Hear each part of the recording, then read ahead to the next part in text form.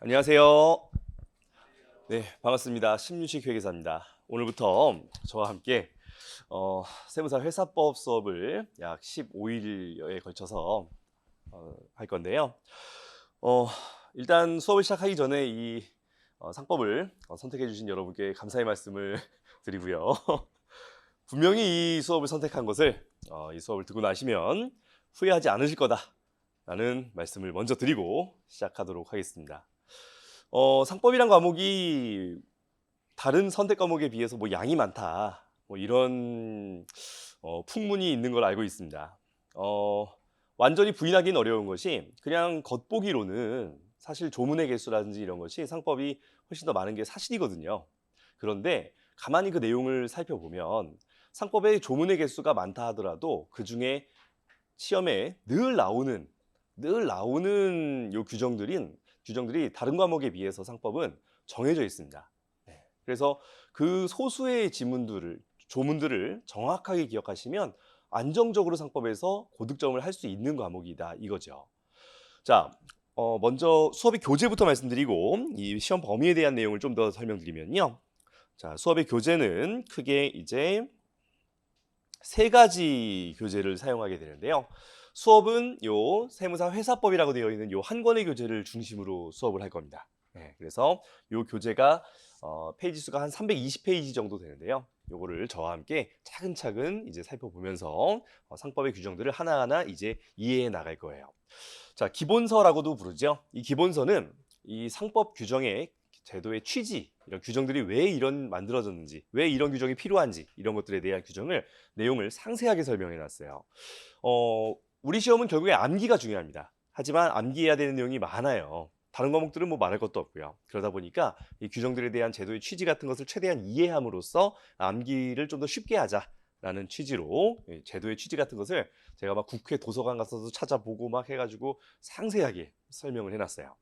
자, 근데 교재가 너무 두껍잖아요. 320페이지짜리를 이거를 막판까지 계속 회독을 하기는 어렵거든요. 그래서 한 절반 정도로 그 분량을 압축시킨 것이 이제 강의 노트라고 보시면 되겠습니다. 페이지로는 180페이지 분량이고요. 이 180페이지도 우리가 시험 볼 때까지 다 보는 내용이 아닙니다. 여기서도 이제 좀 핵심이 되는 페이지라고 한다면 정말로 한 50페이지 정도로 줄일 수가 있어요. 한 50페이지 정도로 줄여서 이제 막판에 이 강의 노트를 열심히 이제 돌려본다고 하나요? 회독해가지고 시험장에 가시면 안정적으로 80점, 90점 이상의 점수를 맞을 수가 있다 이거예요. 수업 때는 이 강의 노트를 직접적으로 사용하진 않아요. 대신 이 강의 노트는 제가 수업의 일정 파트가 끝나면 요 강의 한 10시간 정도의 수업이 끝나면 그거를 1시간 정도의 분량으로, 그러니까 10분의 1 압축이죠. 압축을 시켜놓은 그 핵심 요약 강의라는 게 있어요. 그거를 이제 따로 온라인으로 촬영해 놓은 게 있거든요. 그거를 이제 제공해 드릴 거예요. 그래서 한 10시간 정도의 기본서 수업을 하고 나면 1시간 정도 요 강의 노트로 저 앞에서 배운 내용 다시 한번 복습한다라고 생각하시면 되겠습니다. 자, 그다음에 이제 법전입니다. 우리 시험은 이 법전을 잘 보셔야 됩니다. 결국에는 이 수업의 목표는 여러분들이 법전을 혼자서 읽을 수 있게 하는 게 이 수업의 목표예요. 법전을 지금 읽어보시면 외국어로 써 있는 거랑 똑같아요. 읽을 수가 없어요. 근데 수업을 듣고 나서 법전을 보시면 요 규정이 요거구나. 원래는 법전에 이렇게 나와 있구나라는 것을 스스로 이제 읽을 수가 있게 되실 겁니다. 그래서 요 법전은 여러분들이 복습용으로 사용하시면 되겠고요. 또 기본서나 강의 노트를 보다가 이거 원규정이 어떻게 되었더라라는 게 궁금한 게 있으면 이 법전은 조문 순서대로 쫙 나와 있기 때문에 해당 규정을 찾기가 쉽거든요. 마치 영어 사전처럼요. 그래서 영어 사전처럼 필요한 규정, 원규정을 한번 보고 싶을 때 이 법전을 활용하시면 되겠어요. 자, 근데 제가 그냥 법전이라고 안 하고 기출 마스터 법전이라고 이름을 지었죠. 이 그냥 법전만 내기는 조금 뭐라 그럴까, 심심하다고 해야 될까요? 조금 자체로는 기능이 좀 떨어지는 것 같아서 법전과 관련 규정, 법전에 나와 있는 관련 규정에마다 기출 지문을 10년치, 회계사랑 세무사 10년치를 이제 분석해가지고 중복된 거 제외하고 다 실어놨어요. 그러니까 요 규정에 관련된 기출 지문 뭐가 있을까? 그거는 요 법전 보시면 다 볼 수 있는 겁니다. 최소 10년치는요.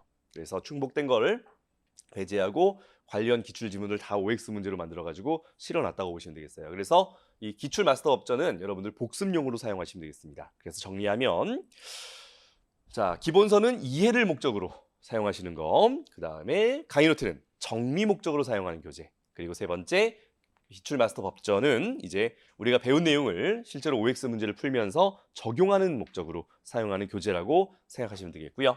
그리고 유인물이 이제 총 2번 나갑니다. 오늘 나눠드린 유인물 1번 나갔고요. 나중에 이제 회사편 뒷부분에 가서 한 번 더 유인물을 배부해 드릴 거예요. 그다음에 객관식 교재. 객관식 교재는 지금 현재 이제 최종 편집 작업 중이고요. 이달 중으로 이달 근데 휴가철이 끼고 뭐 8월 15일 연휴 끼고 그래가지고 한 15일 즈음 해가지고 출간이 될 것 같아요. 네, 그래가지고 그때 출간 예정인데 지금 8월이잖아요. 지금부터 푸실 필요 전혀 없습니다. 세무사분들은 5월 시험이잖아요.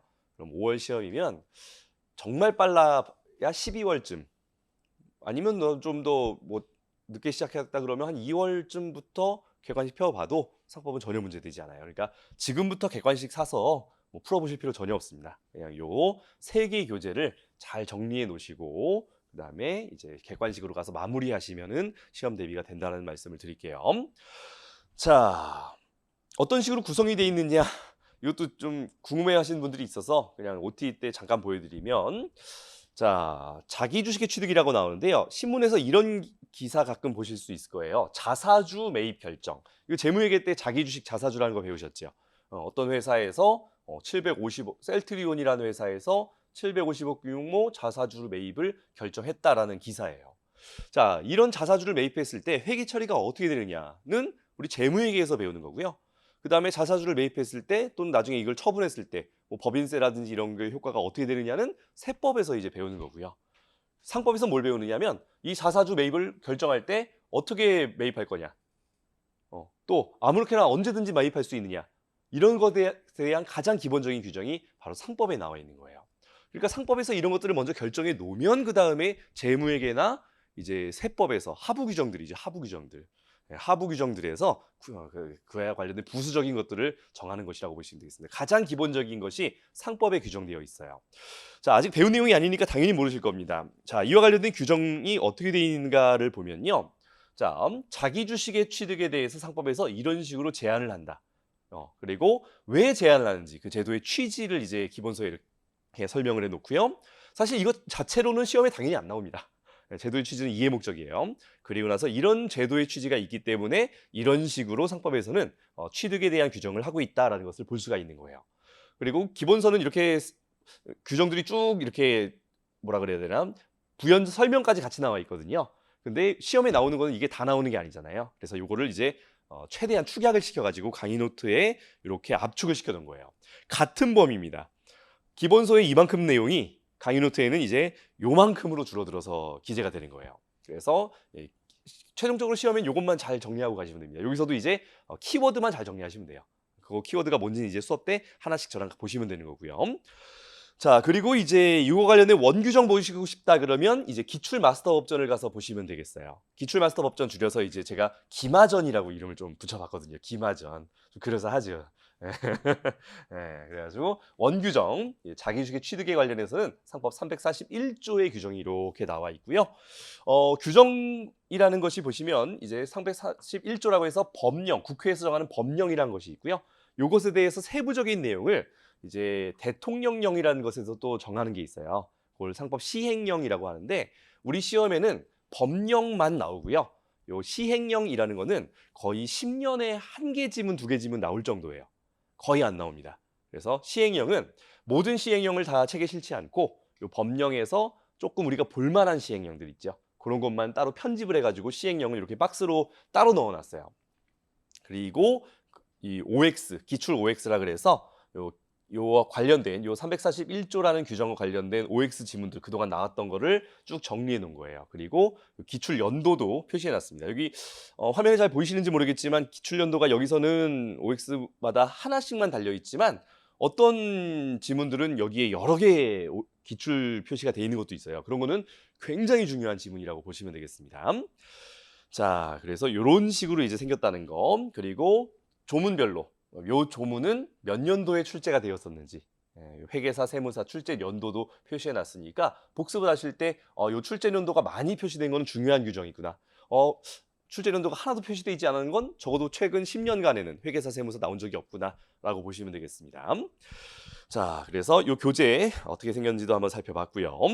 자, 기출 마스터 법전이라는 책을 보시면 제가 조문별로 기출 지문을 어느 정도 기출 지문이 출제되었었는지 분석한 표가 있거든요. 요게 목차별로 출제 비중이라고 보시면 되겠어요. 그래서 자, 세무사 최근 10년간 1760개의 지문이 이제 나왔었고, 요 1760개의 지문 중 10년간 어느 파트에서 많이 나왔나를 잘 보시면, 자, 기출 지문 수가, 자, 표 왼쪽 하단의 제4장 주식회사 제1절 설립이 약 10%, 174개 지문이 나왔죠. 그죠? 그러니까 우리 40문제라고 한다면 한 설립이라는 부분에서 4개 문제 정도가 출제된다고 보시면 되겠어요. 자, 그리고 그 다음 하는 거 보시면 제2절의 주식에 제1관 주식과 주권이라는 데서 어떻습니까? 그렇죠. 한 6문제에서 한 8문제 정도, 278개 지문이니까 정확한 비율은 좀 계산이 안 되네요, 제가. 그 정도가 출제되고 있죠. 그러니까 굉장히 중요한 파트란 뜻이에요. 자, 그 다음에 제3절 회사의 기관 내려가 보시면 제1관 주주총회, 여기서 한 4문제 정도 출제가 되고요. 그리고 제2관 이사와 이사회에서 또 어떻습니까? 그렇죠. 여기서도 한 6문제에서 8문제 정도가 출제된다고 볼 수가 있겠죠. 그죠? 그리고 나머지 부분들도 보시면 출제 비중이 제3절 회사의 기관이 꽤 높은 것을 볼 수가 있습니다. 그래서 자, 설립, 그리고 주식과 주권, 그리고 회사의 기관, 요 3개 파트로 나눠본다면 여기서 거의 출제 비중이 40문제 중에 거의 한 20문제 가까이 된다고 볼 수 있어요. 그래서 우리 상법이라는 부분이 요 3개 파트에서 굉장히 집중적으로 출제가 되거든요. 그래서 요 3개 파트만 잘 해놓으면 일단 한 4, 50점을 깔고 가는 거예요. 그리고 나머지 부분들에서도요, 규정수에 비해서 나오는 부분, 그러니까 늘 나오는 부분이 거의 정해져 있습니다. 그렇기 때문에 나머지 부분들도요, 오히려 가성비가 좋을 수가 있어요. 그래서 그러면 40문제 중에 한 30문제, 35문제는 정말 기본적인 것만 해도 여러분 충분히 맞출 수가 있다는 거예요. 그리고 내가 조금 더 시간을 투입해서 복습을 열심히 한다 그러면 이제 40문제에 근접하는 정답을 여러분 맞출 수가 있게 됩니다. 그래서 상법이 양이 많다라는 말은 맞는 말일 수도 있지만 틀린 말일 수도 있다는 거예요.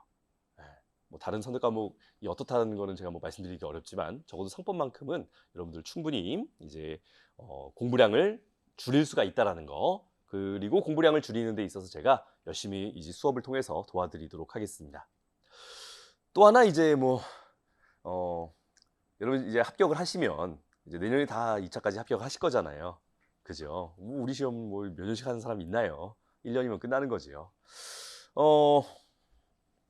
실무에 이제 가셨을 때 다른 선택 과목은 왜 배우나 저는 모르겠습니다.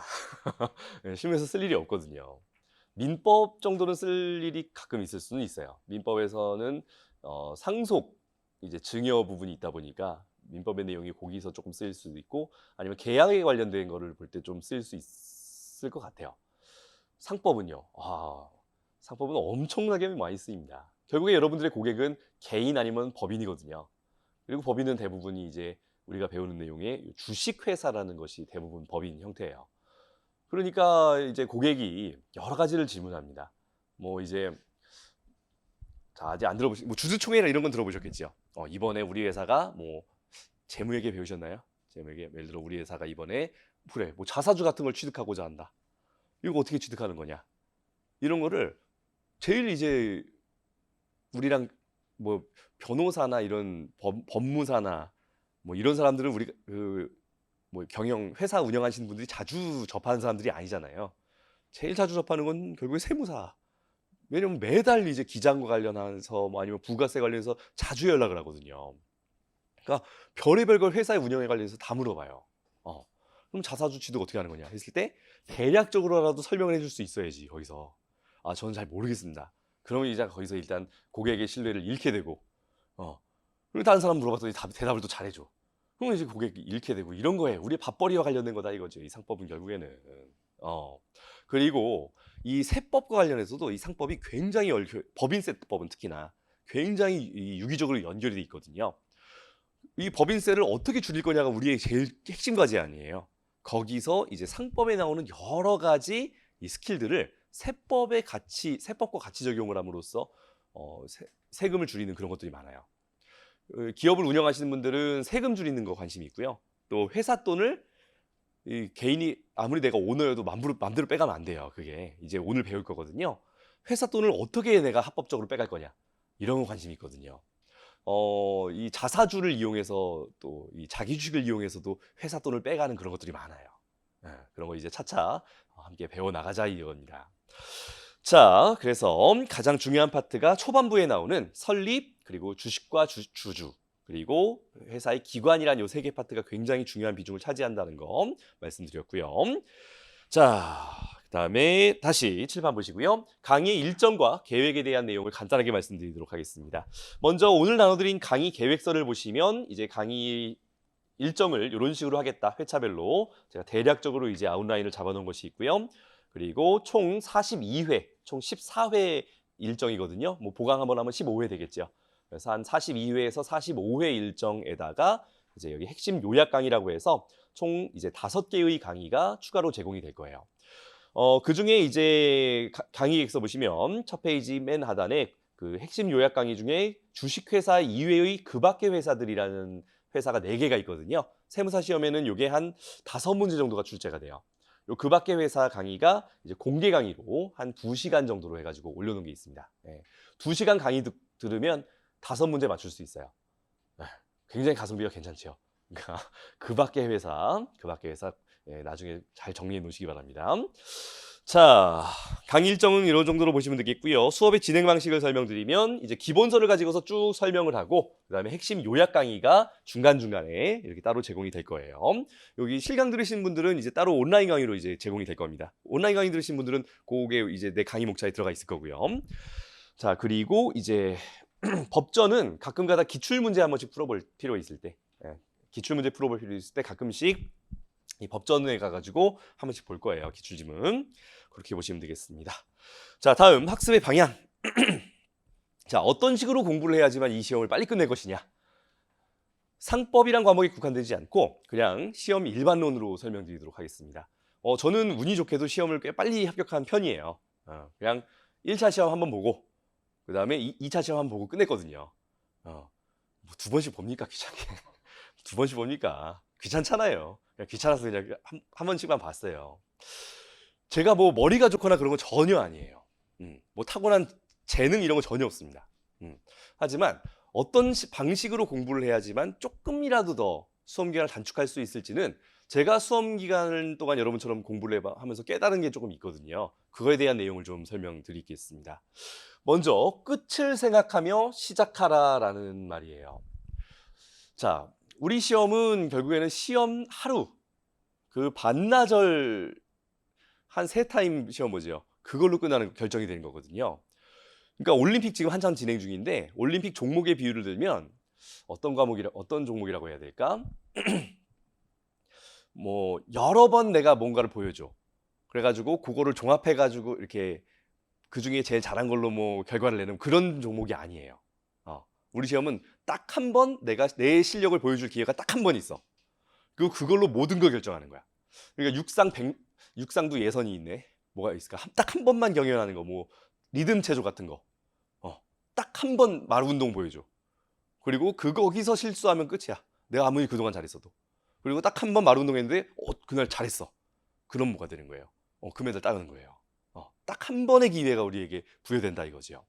그리고 그 기회를 어떻게 하면 내가 최선의 실력을 살릴 것이냐를 지금부터 고민하셔야 됩니다. 결국 시험 당일과 시험 전날 또는 시험 전전날 정도까지 해서 막판 며칠이 굉장히 중요하다 이거죠. 그 막판에 길게 보면 한 5일, 짧게 보면 전날, 하루. 그날 무엇을 할지를 지금부터 생각을 해놓으시고 시험 공부를 해나가시는 게 좋아요. 결국에는 우리 시험의 불문율인 단권화라는 게 중요합니다. 과목별로 어떤 교재를 시험 전날 보고 들어갈지를 지금부터 생각하시면 돼요. 상법은 강의 노트를 보시면 됩니다. 나중에 객관식을 들으신다면 객관식 아니면 강의 노트 2개의 교재 중 하나를 선택해서 보시면 돼요. 다른 과목도 뭐 이제 그 과목의 성격에 따라서 딱 한 권을 선택하셔서 그 한 권에다가 내가 공부하는 모든 것들을 집중시켜 나가면서 정리해 나가시면 되는 거예요. 그래서 시험 전날, 자, 우리 5과목이잖아요. 그죠? 그러면 상법에는 시험 전날 우리가 공부할 수 있는 시간이 진짜 잠자는 시간 한 8시간 빼고, 시험 전날은 잘 자야 됩니다. 3시간 자고 시험 보면 안 돼요. 한 8시간 빼고, 그리고 밥 먹는 시간, 뭐 화장실 가는 시간 한 서너 시간 빼고 하면 우리가 공부할 수 있는 시간이 24시간 중에 8시간 정도가 7, 8시간이 빠지면 한 15시간 정도가 남아요. 그 15시간 동안 5과목 보는 거잖아요. 그죠? 그러면 한 과목당 평균 3시간. 상법은 조금 적게 봐도 되니까 한 2시간 안에 상법 전체 내용을 볼 수 있게 정리해 나가셔야 됩니다. 그게 우리의 끝이에요. 그리고 2시간 안에 상법 전체 내용을 볼 수 있게 지금부터 시작을 해 나가셔야 된다는 거예요. 자, 강의 노트가 180페이지 정도 되는데요. 2시간 정도 몇 페이지 정도 볼 수 있을 것 같아요. 네, 5, 60페이지가 그거예요. 그래서 자, 딱 5, 60페이지로 딱 자르는 게 아니라 이제 그중에 이제 밑줄 그은 내용들을 합쳐보면 한 5, 60페이지 정도 분량이 되겠죠.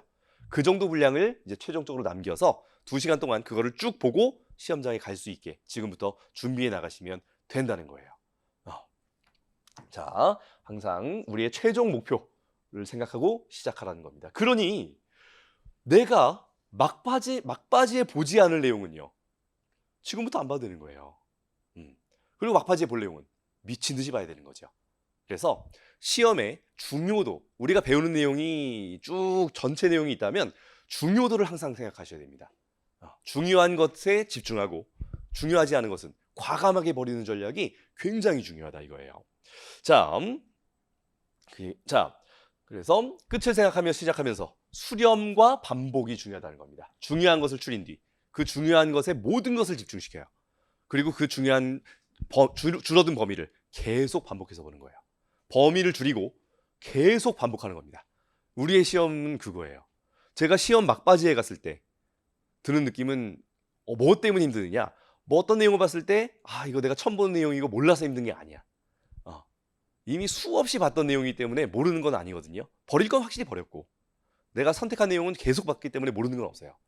시험 막바지엔 뭐 때문에 힘드냐면 지겨워서 힘든 거예요.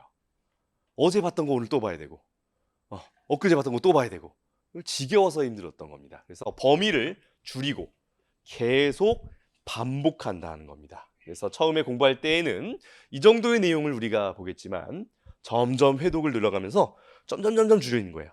그래서 이제 1차 시험 날에는 요만큼만 보고 들어가는 거죠. 요만큼만. 네. 점점 범위를 줄이고 계속 반복한다. 그리고 회독수가 늘어날수록 점점 분량을 줄여야 된다는 걸 꼭 명심하시기 바랍니다. 그래서 저는 수업 때 이건 강사로서 좀 위험한 일이기도 해요. 이거는 시험에 잘 나옵니다. 이건 안 나옵니다를 딱 얘기해요.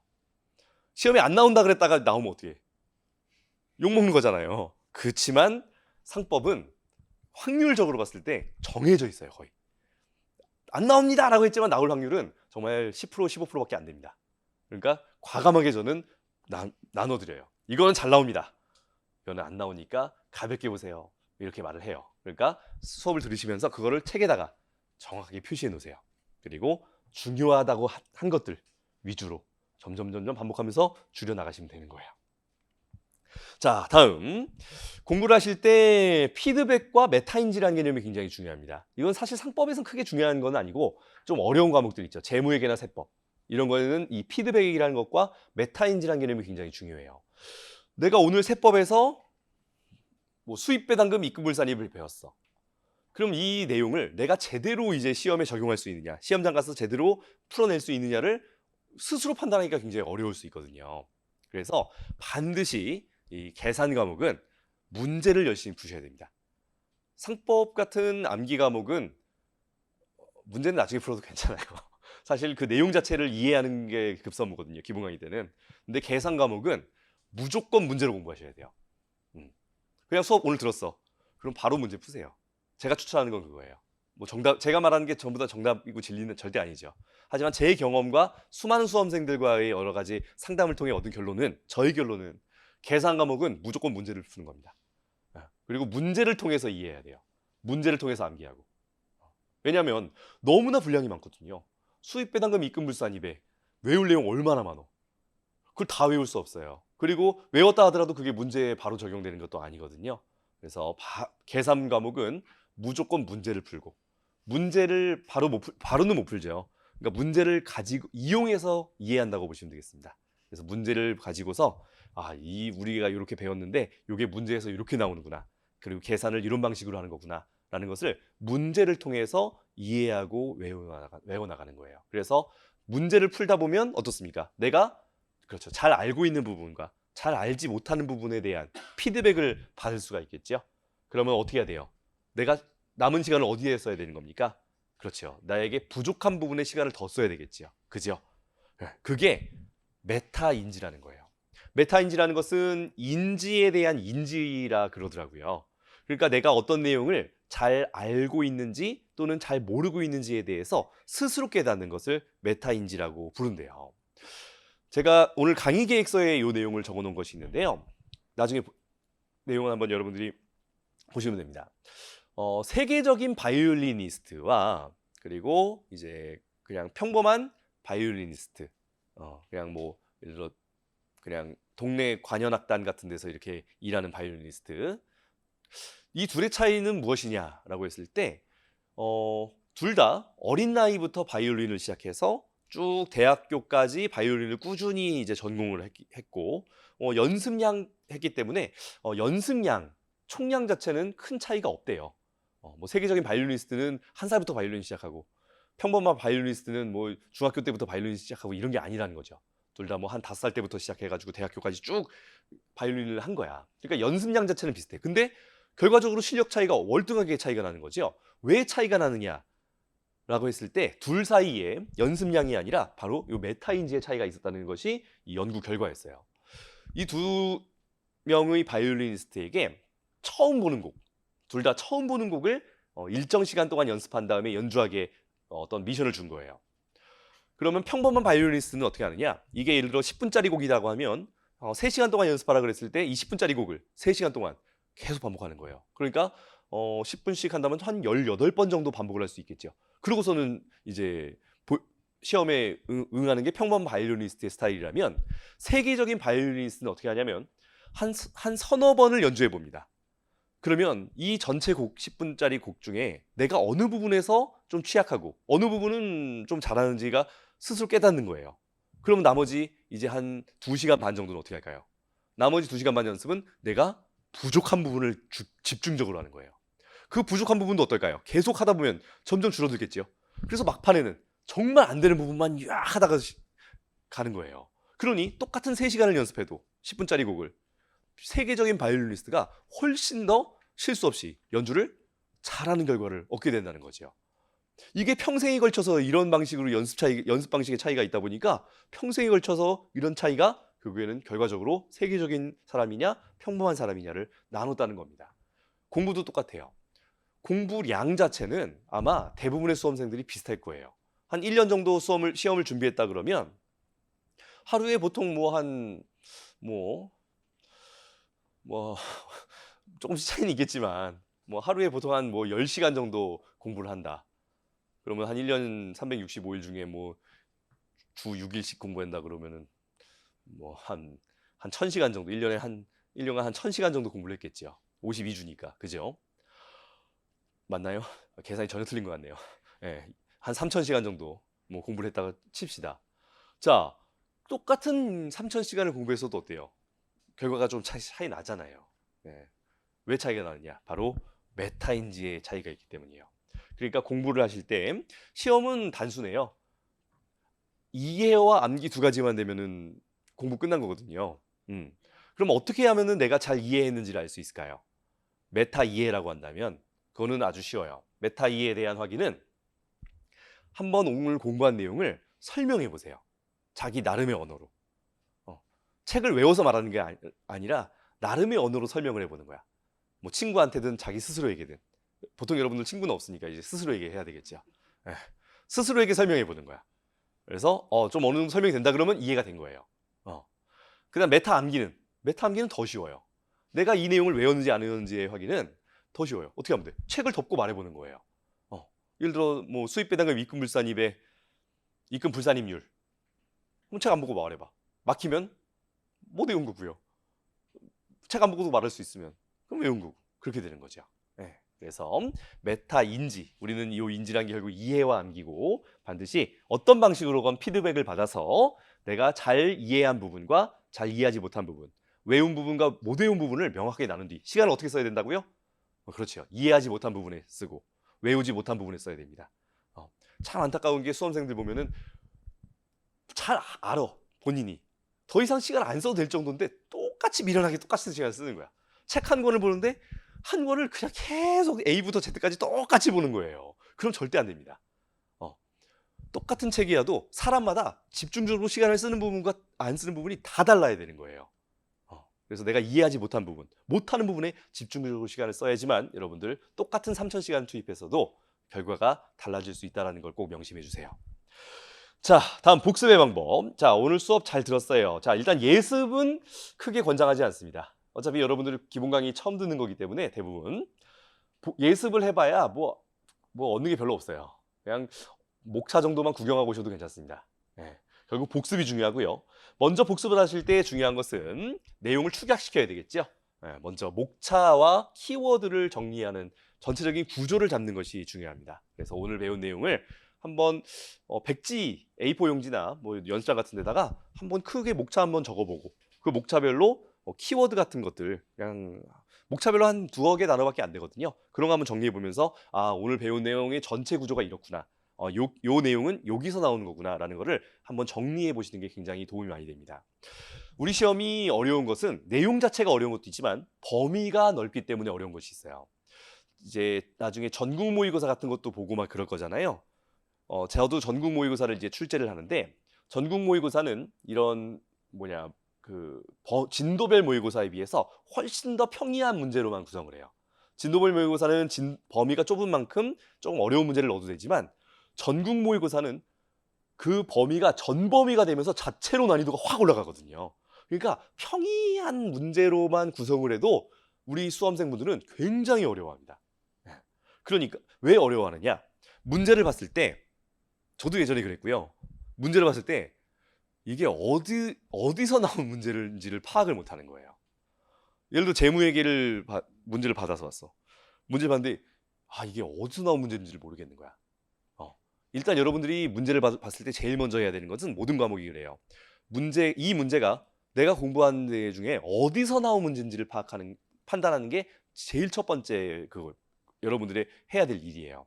그게 돼야지만 내 머릿속에 들어있는 수많은 정보 중에 한 갈래를 찾는 거거든요. 그럼 그 갈래를 타고 들어가면서 세부적인 내용을 쭉 상기해낼 수가 있게 되는 거예요. 그러니까 상법 과목뿐만이 아니라 다른 과목들도요. 한번 A4 용지나 연습장에 목차와 키워드를 한번 쭉 정리해보는 거를 한번 해보는 거 굉장히 도움 많이 되실 거예요. 내 머릿속에 어떤 지도를 그리는 거거든요. 그게 재무회계나 세법 같은 과목은 꼭 해보시기 바랍니다. 도움이 많이 되실 거예요. 자, 다음 재수행. 오늘 배운 내용 다시 한번 봐야 되겠죠. 그죠? 기본서를 한번 보시고 그 다음에 법전에 가서 이제 그 OX 문제 같은 거 오늘 배운 규정의 OX 문제 같은 거 좀 보시면 되겠습니다. 근데 제가 기본서를 법전의 조문 순서대로 넣지 않았어요. 그러니까 기본서에 보시면 문장마다 제가 이게 어떤 규정이다, 몇 조다라는 거를 표시해 놨거든요. 그러면 그 몇 조 쭉 나오는 거 쭉 공부하고 이게 몇 조 내용이구나 라고 보신다면 그 규정을 법전 가서 그 규정과 관련된 OX 문제 풀어보시면 되는 거예요. 그러니까 법전은 이제 순서대로 보는 것이 아니라 해당 관련 규정을 사전처럼 찾아가면서 보시면 되겠습니다. 아니면은 아예 기본 강의 다 마치고 나서 법전 보셔도 상관없어요. 기본 강의의 목표는 최대 목표는 이해거든요. 저의 목표는 여러분들이 스스로 법전을 혼자서 읽게 하는 게 저의 목표예요. 그것만 되면 시험 대비는 80% 끝나는 거거든요. 암기는 부차적인 거예요, 오히려. 그래서 기본서만 잘 보셔도 됩니다. 만약 법전 보시기가 힘드시면. 그다음에 정리라는 거는 이제 오늘 배운 내용을 중요한 것을 표시해 놓고 또는 여러분들이 나름대로 이해한 것이 있겠죠. 그런 것도 나중에 지금 이해했지만 나중에 까먹거든요. 그럼 나름대로 이해한 내용들을 책에다 다 적어 놓는 거예요. 그러면은 이제 2회 독대 갔을 때 어떨까요? 그렇죠. 여러분들이 수업을 마쳤어. 그러면 복습을 통해서 수업의 내용을 어느 정도 머릿속에 견고하게 정리해 놓겠죠. 하지만 이제 책을 덮는 순간 어떻게 될까요? 책을 덮는 순간 외우고 이해했던 것들이 쭉 줄어듭니다. 예. 그리고 나서 한참 뒤에야 이회독을 언제쯤 하냐면 이제 한 올해 말쯤 아마 이회독에 들어가실 거예요. 기본강의 마치고 나서가 이회독이니까. 그럼 한 보자. 지금 8월이니까 12월까지 한 5개월 뒤에 보거든요. 그럼 어떻게 될까요? 거의 이제 태초 마을로 돌아가는 있는 거예요. 어, 다 까먹어서 이거 뭐지? 들어는 본 것 같은데 뭐 이런 상태가 된다고요. 그러니까 여러분들 정리는요. 지금 모든 걸 다 외우겠다. 그러실 필요 전혀 없습니다. 물론 외울 내용을 외워놓으면 좋아요. 하지만 일단 이해하는 게 최우선이고 이해는 나중에 가서 꽤 오래 가거든요. 근데 암기는 금방 날라가. 그러니까 이해를 최대한 목표로 하셔야 됩니다. 그래서 2회독 때 내가 그때 이런 내용 중요했구나. 내가 이때 이 내용을 이런 방식으로 나름의 언어로 이해했었구나. 라는 거를 책에다가 다 메모를 해놓으면 쭉 빠졌던 게 그 메모를 통해서 그래도 어느 정도 빨리 처음 1회독 했을 때의 상태를 빨리 따라잡을 수가 있게 되거든요. 그러니까 책을 깨끗하게 보시면 안 돼요. 다른 과목도 마찬가지예요. 책을 노트라고 생각하셔야 됩니다. 노트. 다 적어. 수업 때 제가 했던 농담까지 적으란 말이 있죠. 농담은 적으실 필요 없지만 아무튼 모든 걸 다 적어 놓으세요. 그냥 열심히 적으시고 그 적어 놓은 게 나중에 2회독 때 내가 처음 공부했던 상태로 빨리 도달하게 하는 어떤 디딤돌 같은 게 될 겁니다. 그래서 책을 지저분하게 보시라는 거 말씀드립니다. 그래서 달달달달 외우실 필요 없어요. 정리 시간에는 2회독 나중에 한 4개월 뒤에 나를 위한 한 4개월, 5개월 뒤에 나를 위한 여러 가지 메모나 그런 것들을 적어 놓는 것이라고 보시면 되겠습니다. 그리고 장기 복습은 이 강의가 완전히 종강하고 나서죠.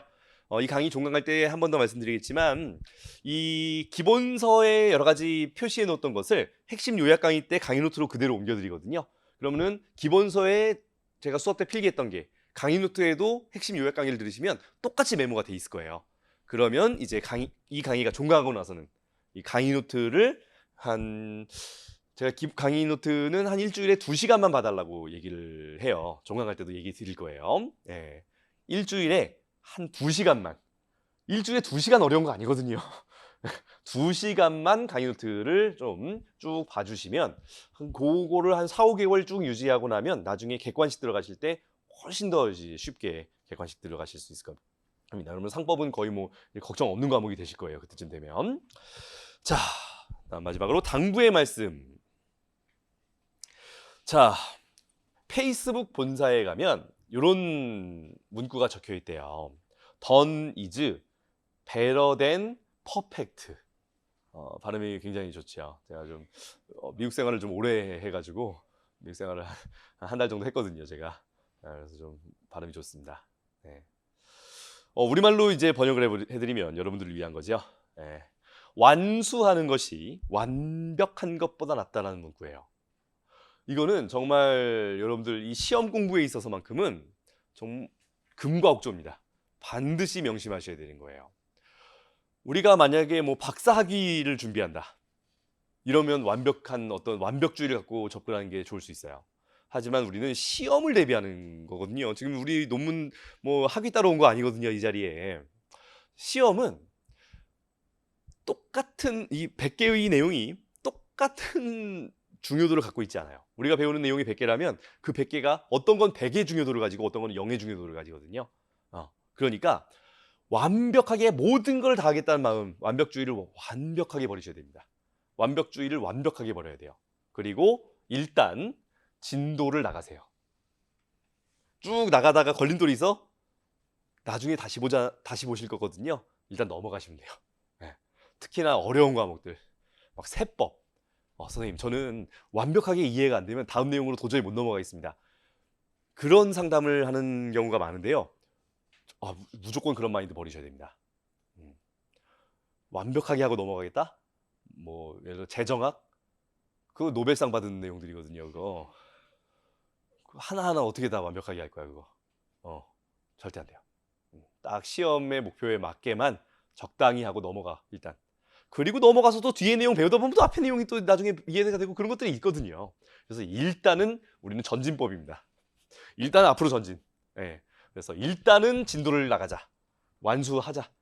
일단 하고 나면 나중에 좀 더 완벽에도 좀 도움이 될 수 있다라는 거. 중간에 뭔가 병목을 만났을 때 거기에 붙잡혀 있지 마세요. 그냥 쿨하게 넘어가는 것도 괜찮아요. 다음, 후회 없이 공부하자. 자, 제가 1차 시험 날 여러분들도 그럴 겁니다. 다 그래. 이 책을 그동안 공부했던 걸 다 가지고 가요. 왜? 쉬는 시간이 꽤 길거든요, 이게. 1교시 마치고 2교시까지 저도 정확하게 기억이 안 나는데 진짜 한 30분쯤 되는 것 같아요, 쉬는 시간이. 그럼 그 30분 동안 놀 거예요? 아니잖아. 다음 교시 거 공부해야 될 거 아니에요. 그때 잠깐만. 어떤 책에다가 내가 정리해 놓고 있는데 그거 놓고 왔어. 이러면 큰일 나잖아요. 그러니까 내가 공부했던 책을 다 갖고 와요. 진짜 배당 2만 원 메고 갔었어. 거북이처럼 진짜. 어떤 사람들은 막 캐리어 끌고 와요. 캐리어 끌고 온 사람도 많아요. 책이 많으니까. 전 캐리어가 없어가지고 이제 가방에 넣고 갔는데 가방에다가 진짜 이따시만큼 책 넣고 갔거든요. 1차 시험 마치고 나오는데 그 책을 그 교실 뒤였나 복도였나 쓰레기통에 다 버렸습니다. 다 버리고 나왔어요. 왜 그랬을까요? 무거우니까. 너무 무겁잖아요, 이거. 이거 집까지 어떻게 들고 가, 이거. 그리고 또 오늘 저녁은 시험 끝났으니까 또 친구들 만나서 놀기로 했거든요. 친구들 만나서 놀아야 되는데 이거 어떻게 짊어지고 다녀요, 무겁게. 다 버렸어요. 또 하나는 뭘까요? 이제 이게 본론이죠. 이번 1차 시험 결과는 사실 몰라요. 채점해 보기 전까지는 몰라요. 대충 이건 좀 잘 본 것 같고 이건 좀 못 본 것 같다, 그 정도거든요. 만약에 오늘 저녁에 이 채점을 해보고 1차 시험 떨어지면 저는 시험을 그만둘 생각이었습니다. 그동안 1년간 정말 열심히 했거든요. 근데 만약에 이렇게 했는데도 떨어지면 저는 더 열심히 할 자신이 없었어요. 그래서 1차 시험 이번에 떨어지면 공부 접겠다, 딴 길 찾겠다 라는 생각으로 책을 다 버렸어요. 그리고 2차 시험 때 엄청 후회했습니다. 2차 공부하는데 그 책들이 필요한지 몰랐어요. 그러니까 여러분들도 책을 버리는 건 괜찮은데 회계의 세법은 버리지 마세요. 회계의 세법은 챙겨 오셔야 됩니다. 상법이랑 재정학은 버려도 돼. 그 2차 때 안 나오니까. 회계 세법은 챙겨 오셔야 돼요. 좀 무거워도. 네. 그래가지고 그 1차 때 공부했던 거 다 버려가지고 엄청 고생했어요. 2차 공부할 때. 다 버리지 마세요. 반만 버리세요.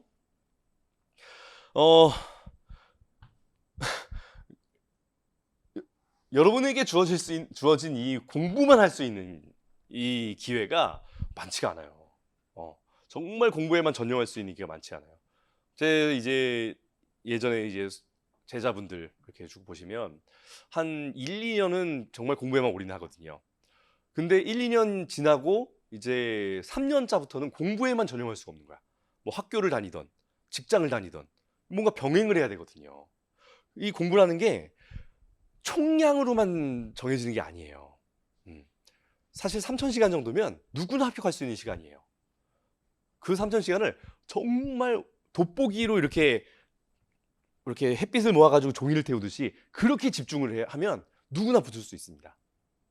그러니까 5,000시간, 10,000시간을 공부해도 돋보기로 햇빛을 잘 모으지 않고 아무리 비춰봐야 종이에 불 붙어요? 그렇지 않잖아요. 하나의 점으로 딱 모아야지만 불이 붙는 거잖아요. 우리 공부가 똑같더라고. 그러니까 내가 할 수 있는 모든 역량을 하나의 점에 딱 집중할 수 있는 기회가 많지가 않습니다. 그러니까 지금 여러분께 주어진 기회는 정말 소중한 기회라는 것을 꼭 깨달으세요. 그리고 이 기회를 놓치지 않게 정말 내년 1차 시험 마치고 나왔을 때 정말 여러분 책을 버려도 될 정도로 후회 없이 공부할 수 있게 그렇게 기회를 꼭 잡으시기 바랍니다. 자, 네덜란드의 반 에이크라는 아주 유명한 화가예요. 네덜란드의 그러니까 반 고흐처럼 유명한 화가야. 엄청 유명한 화가입니다. 이 화가가 이제 그린 자화상이에요. 이 자화상을 딱 그린 다음에 딱 그 자기가 액자를 만들어 가지고 그림을 딱 끼워 넣고 그리고 나서 액자에다 칼로 이렇게 뭐라고 문구를 적은 거예요. 요 위에 보시면 문구가 적혀 있죠. 요 문구가 이제 뭐라고 적혀 있냐 하면 네덜란드 말로 이렇게 적혀 있대요. 그래서 요걸 갖다가 구글 번역기로 이제 하면은 영어로 I do as I can 이라고 적어 놨답니다. 근데 이러면 또 여러분들 모르잖아요. 그래서 다시 구글 번역기를 한 번 더 하면은 아이고 뭐야 왜 한글 안 나와 안 나와. 자 다시 구글 번역기를 돌리면 이제 한글로 뭐라고 나오냐면 나는 내가 할 수 있는 만큼 했다라는 뜻이다 이거죠. 자 이 대가 이 대가 반 에이크라는 화가가 대충 그리고 나서는 내가 할 수 있는 만큼 했다 이렇게 적었을까요? 아니죠. 이 그림을 실제로 엑스레이로 촬영을 해보면 정말 수도 없이 수정하고 또 수정한 자국들이 남아있답니다. 그리고 정말 수천 시간을 들여서 이제 수정해가지고 더 이상 자기가 이제 손댈 곳이 없다라고 했을 때 액자에 넣었겠죠. 전 여러분들이 1차 시험을 마치고 나서 이 말을 했으면 좋겠어요. 영어로 안 해도 됩니다.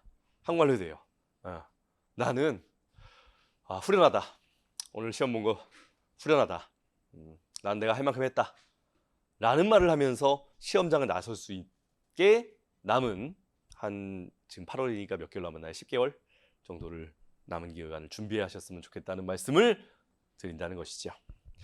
자, 그러면 오늘 수업 이제 본격적으로 들어가 보도록 하겠습니다. 아이고 이거 오리엔테이션을 너무 길게 했네요. 50분을 내버렸네. 자, 기본서 1페이지 챕터 1 총설이고요. 자, 여기서는 이제 제1절 회사의 의의와 특성이라고 되어 있죠. 먼저 회사라는 것이 도대체 어떤 놈인지 그리고 어떤 특성을 가지고 있는지 조금 시험에서는 중요도가 떨어지지만 앞으로 우리가 공부를 하는 데 있어서 배경 지식이 될 만한 그런 내용들을 살펴보도록 하겠습니다. 제가 PPT에는 유인물이라고 써놨는데요. 유인물 없습니다. 그냥 칠판 보시면 돼요. 시험이랑 상관없는 내용이기 때문이에요. 유인물에는 안 넣었어요. 2017년 수능 9월 모의평가에 나왔던 실제 기출 지문이에요.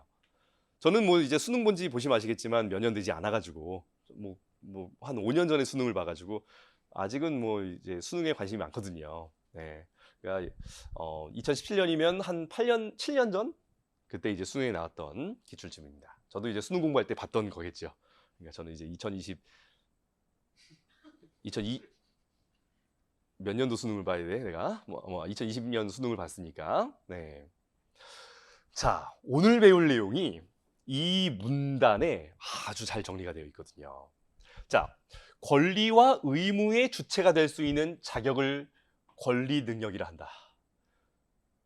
고등학생들이 읽을 수 있는 내용인가 모르겠네요. 자, 어떤 권리 능력이라는 것을 지금 정의하고 있습니다. 오늘 배울 내용이야. 지금 이해 안 돼도 상관없어요. 자, 사람은 태어나면서 저절로 권리 능력을 갖게 되고 생존하는 내내 보유한대요. 사람은 권리와 의무를 가질 수 있는 권리 능력이란 것을 살아있는 동안에는 계속 보유하고 있대요. 그리하여 사람은 재산에 대한 소유권의 주체가 되며, 소유권이라는 건 설명 안 드려도 되겠죠. 어떤 걸 소유할 수 있는 권리를 말하는 것이죠. 주체가 되며 다른 사람에 대해서 채권을 누리기도 하고. 채권이 뭡니까? 매출 채권할 때 그 채권이죠. 그죠? 회사가 매출 채권 100만 원 갖고 있다 그러면은 그 상대방한테서 100만 원을 받아낼 수 있는 어떤 권리가 갖게 되죠. 그러니까 채권이란 것은 어떤 권리로서 다른 사람에게 뭔가를 시킬 수 있는 권리를 채권이라 그래요.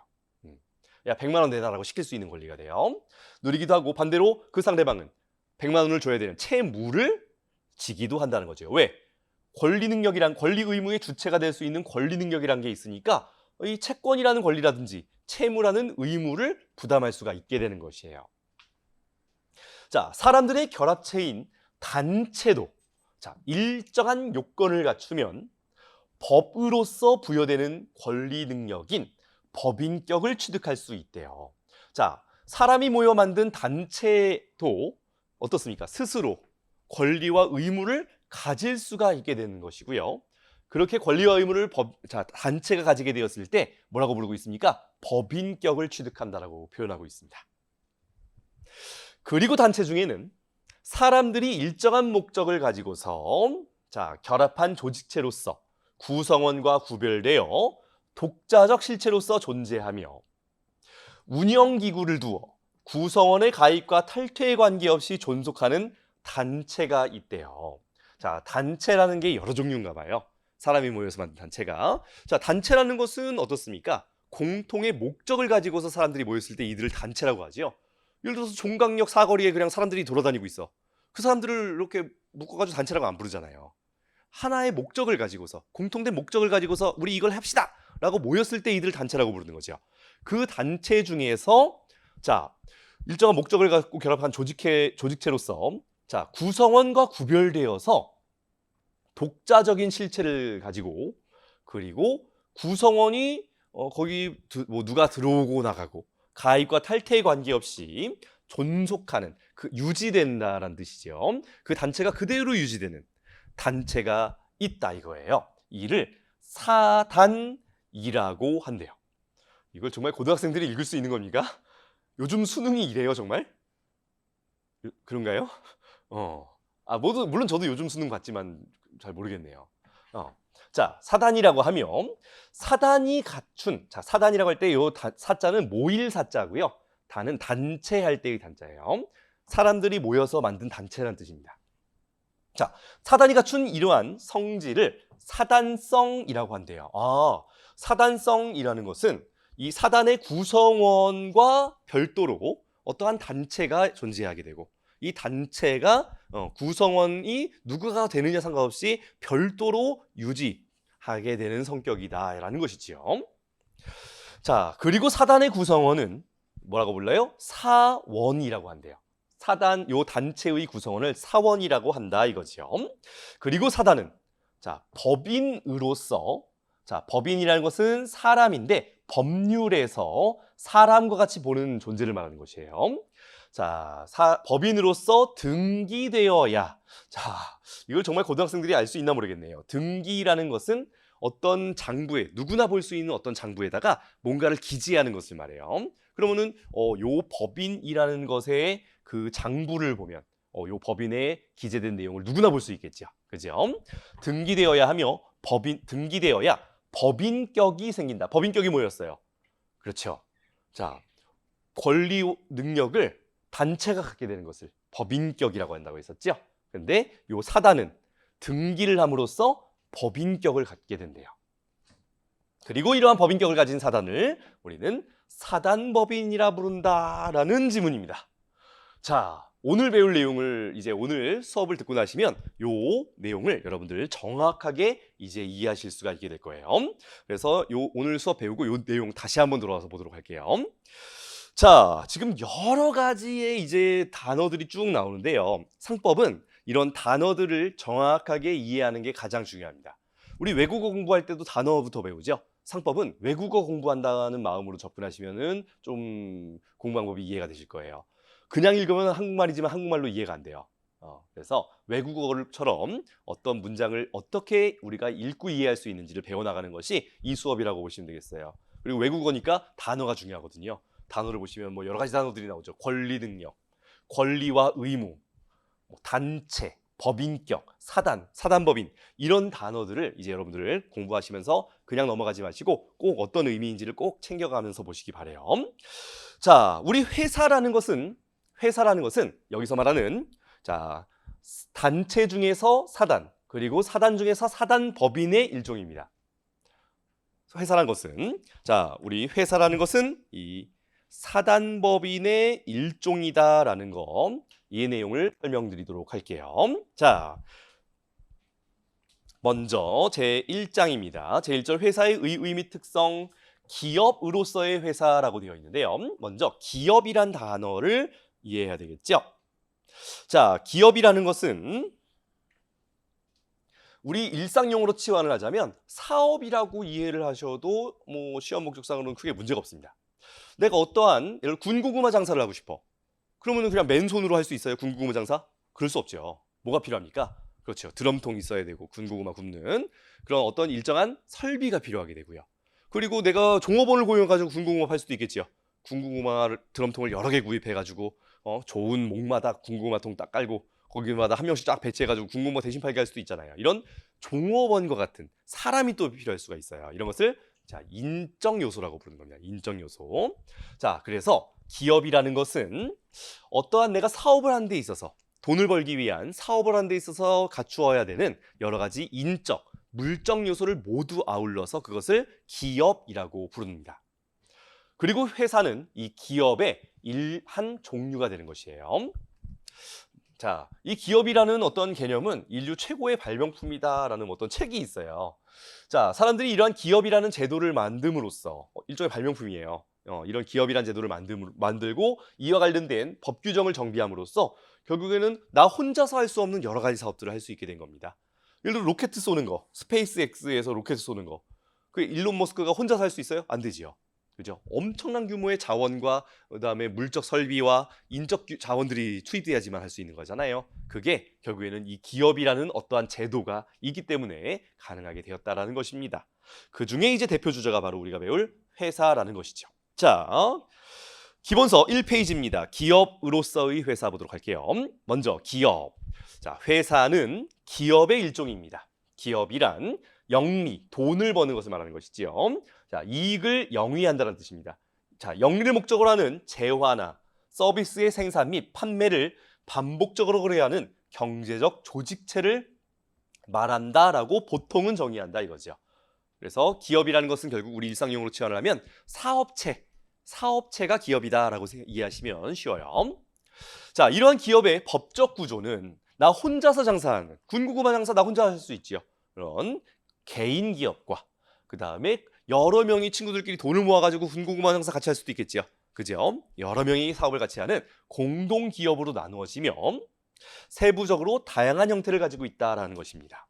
자, 먼저 개인 기업. 나 혼자서 군고구마 장사를 한다라고 한다면 이게 개인 기업이 되는 것이고요. 개인 기업은 어떻습니까? 나 혼자서 모든 의사결정을 다 할 수 있겠지요. 그러니까 어떨까요? 의사결정이 신속해. 여기 고구마가 더 맛있어? 그럼 그 고구마로 하자. 이런 식으로 신속하게 의사결정을 할 수 있다는 장점이 있어요. 의사결정의 기동성이 장점이지만 어떻습니까? 나 혼자서 군고구마 장사를 하다 보니까 이 군고구마 장사의 사업 규모를 키우기가 어렵지요. 그죠? 어떤 대규모의 사업을 하는 데 있어서는 한계가 있는 것이 이 개인 기업의 단점입니다. 또한 이 군고구마 장사가 망했을 때 그 모든 실패에 대한 위험을 내가 다 떠안게 되죠. 그런 위험이 높다라는 것도 개인 기업의 단점이에요. 그래서 군고구마 장사를 여러 명이 친구들끼리 돈을 모아가지고 하게 되면 이게 공동 기업이 되는 것입니다. 자, 지금 나오는 내용은 시험에 직접적으로 관련된 내용이 아니에요. 그냥 지금 듣고 이해만 하시면 충분합니다. 자, 여러 사람의 자본과 노력으로 하나의 기업을 설립하여 운영하는 것을 공동기업이라고 하는데요. 이러한 공동기업의 형태는 두 종류가 있습니다.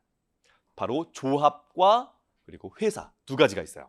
자, 조합이라는 것은 우리 상법에 규정된 것이 아니라 민법이라는 것에 규정되어 있어요. 그래서 민법에 조합은 말 그대로 어떤 사업을 하는 데 있어서 단체를 만든 것을 말해요. 친구들끼리 5명이 모여가지고 100만 원씩 내가지고 우리 군고구마 장사 같이 하자라고 하면 그 자체로 뭐가 되느냐? 조합이라는 것이 만들어지는 거예요. 그걸 조합이라고 불러요. 용어 잘 정리하세요. 조합. 자, 조합과 그리고 상법상 좀 더 발전된 제도입니다. 회사라는 두 가지 형태가 있다는 거예요. 자, 조합과 회사의 차이점을 한번 비교해 볼게요. 그리고 왜 많은 기업들이 그리고 큰 규모의 기업들이 조합보다는 개인 기업보다는 공동기업으로 그리고 공동기업 중에 조합보다는 회사 형태로 만들어지는지 그것만 여러분들이 오늘 수업에서 첫 시간 이해하시면 충분합니다. 자, 조합은 두 사람 이상이 서로 출자를 한다. 자, 날 출자에 돈 자자죠. 그러니까 서로 돈을 내서 두 사람 이상이 서로 돈을 내 가지고 공동 사업을 경영하는 것을 말한다라고 민법에 규정되어 있습니다. 자, 이건 백성민자죠. 민법이라는 뜻이고요. 그 옆에 기호가 하나 적혀 있죠. 요 기호는 자, 카메라 잠깐 이쪽으로 와주세요. 네, 몇 조란 뜻이에요. 몇 조. 몇 조, 민법 몇 조, 상법 몇 조를 표시할 때 요거를 이렇게 S자 2개를 겹쳐서 씁니다. 네. 앞으로 우리의 약속이에요. 그러니까 다시 카메라 조금 이쪽으로 와보시면 네, 자, 이렇게 하면 뭡니까? 민법 몇 조가 되는 거예요? 703조가 되는 거예요. 그러니까 여러분들이 민법전을 보신다면 민법 703조를 펴보면 요 조문이 이제 나와 있는 걸 찾을 수가 있는 거예요. 자, 그 다음에 조 안에 몇 조 안에 또 세부적인 내용들을 항목들을 쭉 적을 수가 있겠죠. 그럼 조 안에 몇 항, 제1항, 제2항 이런 것이 있어요. 요 항은 이렇게 동그라미 숫자로 표시를 합니다. 항은 동그라미 숫자라고 표시해요. 그러니까 예. 자, 요 규정은 어떻게 됩니까? 민법 703조 제1항 규정이 요 문장이다 이거죠. 예, 제1항이라고 불러요. 그다음에 항 밑에 또 뭐가 있냐? 또 이 제1항의 또 세부적인 내용을 또 정리할 수 있겠죠. 그거를 호라고 부릅니다. 호. 제1호, 제2호 이렇게 할 수 있거든요. 호는 아라비아 숫자로 써요. 1호, 2호, 3호 이런 식으로요. 상법은 호까지만 나와 있습니다. 예. 그 하위 목차로는 또 뭐가 있냐면 호 밑에 목이라는 목차도 있어요. 목. 목은 가, 나, 다 이런 식으로 목차가 구성됩니다. 그래서 조, 항, 호, 목 순으로 이제 조문이 구성이 되고요. 항을 건너뛰고 몇 조, 제1호 이런 식으로 구성하는 경우도 있어요. 네. 항을 건너뛰고 구성하는 경우도 있어요. 나중에 여러분들 세법전 보실 거 아니에요. 예. 책상에 세법전이 항상 꽂혀 있을 거야. 이렇게 두껍습니다. 예. 세법전 펼쳐가지고 쭉 찾아볼 때도 이제 몇 조, 몇 항, 제1호 과목 뭐 이런 식으로 해서 쭉 찾아 나가시는 거예요. 세법 배우셨나요? 세법 좀 배우셨어요? 세법에 보면 막 수식들 많죠. 근데 세법 전을 보면 수식이 없어요. 여러분들이 배우는 그 수식을 다 문장으로 써놨어요. 되게 어렵습니다. 그래서 자, 조항, 호, 목 이렇게 보시면 되겠고요. 그 위에는 이제 또 더 목차가 있습니다. 그 위에 목차는 여러분 우리가 뭐 안 보셔도 괜찮아요. 뭐 괜찮고요. 그 다음에 법령 자체의 이제 구조를 보시면 이제 국회에서 만드는 이제 법령이란 게 있고요. 그 다음에 이 법령에서 모든 내용을 세세하게 다 규정할 수 없잖아요. 그래서 야, 세부적인 건 대통령이 정해라. 야, 국회에서 여기까지만 정할 테니까 세부적인 건 대통령이 정해라. 이렇게 대통령령이라는 게 있어요. 그거를 대통령이 정하는 것을 시행령이라고 부릅니다.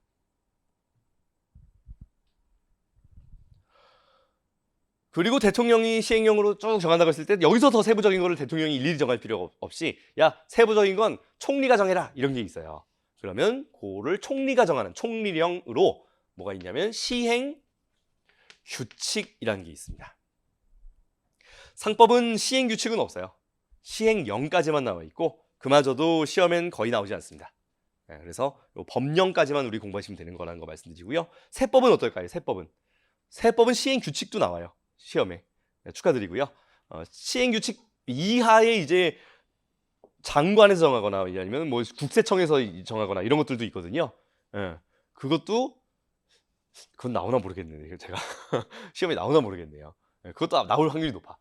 그것까지 봐야지만 시험 문제 풀 수 있는 경우도 있거든요. 축하드립니다. 네. 자, 그리고 법령은 우리가 배우는 상법이 있고요. 자, 근데 상법에서 모든 내용을 다 규정할 수가 없잖아. 이 세상 모든 걸 다 규정할 수 없잖아. 그죠? 그러면 상법이라는 것은 상자가 요 상인할 때의 상자인데 요 상인 중에서도 특정한 종류의 상인에게만 또 적용하는 그런 규정들이 있을 수 있겠죠. 예를 들어서 은행이란 상인이 있다고 칩시다. 은행도 상인의 일종이거든요. 자, 그러면 은행은 상인이니까 상법의 적용을 받아요. 근데 은행에게만 적용되는 어떤 또 다른 법률이 있을 수 있겠죠. 그게 은행법이란 게 있거든요. 그러면 자, 요 법령 중에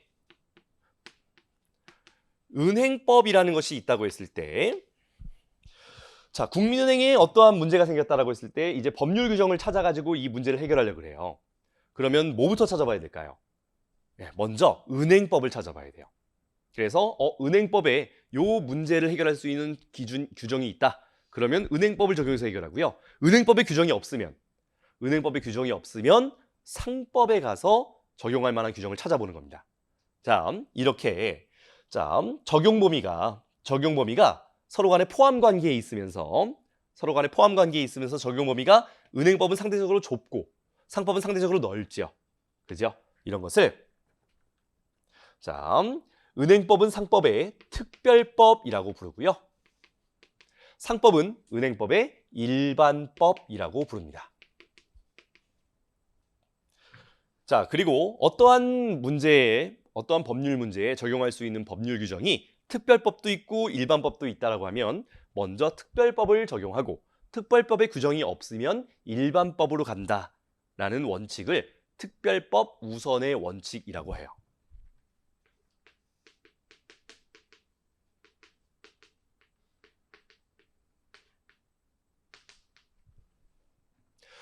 자, 예를 들어서 상법에는 조합에 대한 규정이 전혀 없거든요.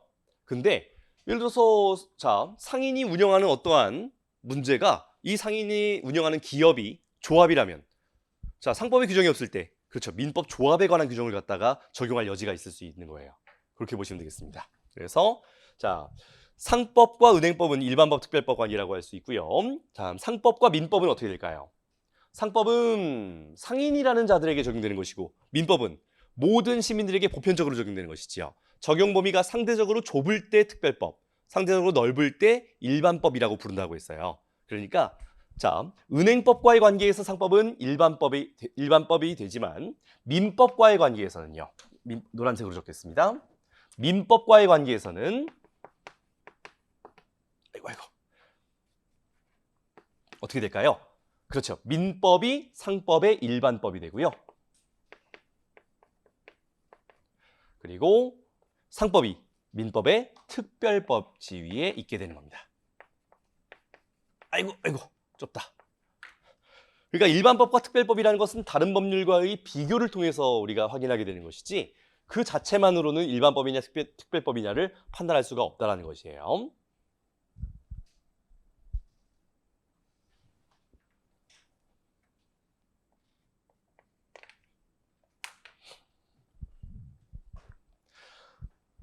자, 다시 본문으로 오셔서요. 자, 우리 조합에 대한 내용을 하다가 일로 왔어요. 그래서 민법 제703조 1항에 조합에 관한 정의가 나와 있고 자, 두 사람 이상이 서로 돈을 내가지고 같이 기업을 만드니까 어떻게 됩니까? 그렇죠. 자, 여러 명으로부터 출자를 받아 사업을 운영하고 그게 망했을 때도 위험도 함께 부담하게 되겠죠. 그러니까 개인 기업의 단점을 어느 정도 보완할 수가 있습니다. 조합을 통해서. 자금 조달을 좀 더 많이 할 수 있고 또 위험도 분산시킬 수가 있으니까요. 다만 조합이라는 단체는요. 자, 스스로 권리와 의무를 가질 수가 없어요. 이거는 뭐라 그랬었지요? 법인격이 없다라고 했었지요. 자, 단체가 스스로 권리와 의무를 가질 수 있을 때 우리는 그 단체에 법인격이 부여됐다라고 표현했었어요. 그런데 자, 조합은 스스로 권리와 의무를 가질 수가 없어요. 법인격이 조합에는 없다라는 것이죠. 자, 제가 밑줄이나 이런 것들 표시는 미리 수업 전에 해놨어요. 이제 수업하면서 하려다 보니까는 이쁘게 안 나오더라고요. 또 시간도 오래 걸리고 그래가지고 요 칠판에 나오는 요런 밑줄 같은 건 따라서 그으시면 되고요. 파란색은 좀 덜 중요한 거. 그리고 이따 보면 빨간색도 나오거든요. 빨간색은 상대적으로 좀 중요한 표시입니다. 더 중요한 건 이제 별표 쳐서 강조를 또 한 번 더 하고요. 자, 조합은 스스로 권리와 의무를 가질 수가 없어요. 그래서 자, 그 구성원인 조합원이라고 불러요. 조합이 갖고 있는 재산을 함께 소유합니다. 공동 소유하고 또 조합이 어떤 빚을 졌다면 그 채무에 대해서 각 모든 조합원이 함께 무한한 책임을 부담하게 되는 것이에요. 그게 뭐 그 채무의 금액이 뭐 10억이건 100억이건 모든 조합원이 다 책임을 지게 된다는 것이죠. 따라서 모든 조합원이 일종의 운명 공동체가 됩니다. 우리 망하면 함께 망하고 흥하면 함께 흥한다는 것이지요. 자, 그렇게 기업을 운영하다 보니 조합은 자, 신속한 의사결정을 하기가 상대적으로 어려워요. 회사에 비해서. 모든 의사결정을 모든 조합원이 함께 결정해야 되거든요. 한 명도 소외시킬 수가 없어. 100명의 조합원이 있다 그러면 100명이 모두 다 함께 책임을 지니까 함께 의사결정을 해야 되는 것이다 이거죠. 자, 그러니 신속한 의사결정하기가 어렵습니다. 또한 모든 조합원이 함께 권리와 의무를 가지기 때문에 권리관계가 복잡한 거예요. 어떤 조합이랑 내랑 계약을 한다고 했을 때 모든 조합원과 의사소통을 해서 이 계약을 진행해야 돼. 그러니까 어떻습니까? 그렇죠. 거래가 굉장히 복잡해질 수밖에 없는 그런 문제가 있는 겁니다. 그래서 조합이라고 한다면 큰 규모의 조합은 실질적으로 만들기가 어렵습니다. 네, 조합이라고 한다면 그냥 한 서너 명이 모여가지고 함께 군고구마 장사하고 이런 정도의 규모의 조합 정도만 할 수가 있지 로켓을 쏠 정도의 조합 규모로는 만들기가 어려운 게 현실이라는 것이죠. 그래서 제도를 정비해서 야, 조금 조합의 문제를 보완해서 더 큰 규모의 사업을 영위할 수 있는 어떤 제도를 만들자라고 해서 만든 것이 바로 회사라는 것이에요. 자, 이러한 회사는 언제 만들어졌느냐? 아이고. 자, 이쪽으로 와보세요. 안 적으셔도 됩니다. 16세기경 유럽의 대항해 시대라는 것이 열리게 됩니다. 이 대항해 시대를 기점으로 해서 이 사업의 규모가 기존의 사업과는 전혀 다른 규모로 바뀌게 돼요. 기존의 사업은 어떻습니까? 기존에는 그렇죠. 소위 말하는 길드라는 형태로 사업을 많이 했었죠. 이게 우리말로 번역하면 그나마 유사한 게 조합이죠. 그죠? 예를 들어서 뭐 대장장이 길드다. 그러면은 몇 명이 모여가지고 길드를 구성해. 그래가지고 이 대장장이들이 모이는 거죠. 그래가지고 이 대장장이들이 이제 어떤 사업을 같이 해. 이런 형태로 해도 기존 사업은 충분히 할 수 있었어요. 한 20명 모여가지고 하면 충분했다 이거죠. 자, 그런데 대항해 시대의 이 국제무역이라는 것은 어떻습니까? 이 국제무역도요, 뭐 한 10명, 20명 모여가지고 자금을 끌어 모아. 그래가지고 이 자금을 가지고서 배를 사. 근데 20명이 모였으니까 뭐 한 배 많이 사야 봐. 배를 많이 해봐야 뭐 한 서너 척 뿌릴 수 있었겠지요. 그죠? 그래가지고 이걸 가지고 배 3척을 가지고서 선단을 꾸려가지고 국제무역을 하면 어떻게 되느냐? 쫄딱 망합니다. 왜냐하면 자, 이탈리아에서 예를 들어 저기 뭐 오스만 제국까지 뭐 어떤 교역을 한다라고 하면 10대를 보내면 돌아오는 거는 보통 한 대 정도가 돌아왔대요. 물론 수익률은 몇백 프로가 나지만 정말 높은 수익률이 나지만 10대 보내면 한 대 정도가 돌아올까 말까 정도로 나머지 다 이제 해적 만나가지고 침몰되고 그러는 거죠. 태풍 만나서 침몰되고 한 대 정도만 돌아올까 말까인 정말 하이 리스크 하이 리턴인 사업이었던 거죠. 그러니 기존처럼 10명 20명 모여가지고서는 배를 서너 척 보내가지고서는 이 위험을 감당을 할 수가 없는 거예요. 어떻게 해야 될까요? 그렇죠. 200명 300명씩 모여야 돼. 200명 300명이 모여가지고 돈을 더 많이 모은 다음에 배를 그렇죠. 막 30대 보내는 거예요. 배를. 그럼 어떻습니까? 3대 보내서 그중에 한 대도 안 들어올 확률을 매우 높은 경우보다 30대를 보내서 그중에 한 서너 대 돌아와가지고 그걸 가지고서 나머지 손해를 다 메꿀 수 있는 그런 사업이 훨씬 더 위험이 낮은 사업이 될 수 있겠죠. 그런데 기존의 길드 제도처럼 조합의 형태로는 200명, 300명씩의 조합원을 모을 수가 없어요. 모든 조합원이 운명 공동체거든. 200명, 300명씩 야 우리 함께 뭔가를 하자 이런 걸 모을 수가 없어요. 그래서 법령을 만드는 거예요. 이 법률을 통해서 제도를 정비해서 조합보다 좀 더 발전된 형태의 기업을 만들자 한 게 바로 회사입니다. 회사란 제도를 이용하면 200명이 아니라 2,000명, 3,000명도 어떤 이 단체의 구성원을 사원이란 단체의 구성원을 모을 수가 있게 되거든요. 자, 그 내용을 한번 살펴보도록 하겠습니다. 자, 조합과 사단의 가장 큰 차이점은 조합과 회사의 가장 큰 차이점은 회사는 그 구조가 조합이 아니라 사단 법인이라는 점이에요. 법인이라는 것은 스스로 권리와 의무를 가질 수가 있다는 것이지요. 자, 사단법인이라는 겁니다. 회사가 사단법인이라는 점이 다른 형태의 기업과 비교할 때 어떠한 특징과 장점이 있고 이러한 장점 때문에 회사란 제도가 오늘날 많이 이용된다는 것을 한번 살펴보자는 것이 바로 제2 사단법인에서 우리가 배울 내용이고요. 10분 쉬고 이 사단법인에 관한 내용 이어나가도록 하겠습니다.